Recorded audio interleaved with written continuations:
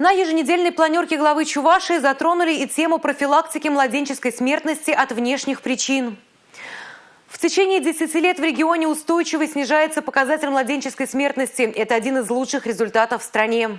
На фоне снижения рождаемости нам удалось сохранить показатель младенческой смертности на уровне показателя развитых европейских стран.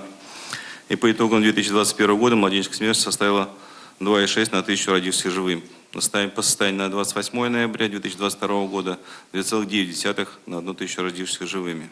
В текущем году в республике погибли 27 младенцев, из них 6 от внешних причин. За аналогичный период прошлого года 23 от внешних причин 4 ребенка. В структуре младенческой смертности на внешние причины приходится 22%. На первом месте асфиксия, когда родители засыпают вместе с ребенком, придавливают малыша и закрывают ему дыхательные пути. На втором месте ДТП. Я предлагаю где-нибудь к середине или во второй половине января подготовить совместное заседание Общественного совета при главе Чувашской республики с Общественной палатой и пригласить общественные организации и более подробно обсудить текущее состояние смертности от внешних причин среди разных категорий населения и обсудить, попытаться углубиться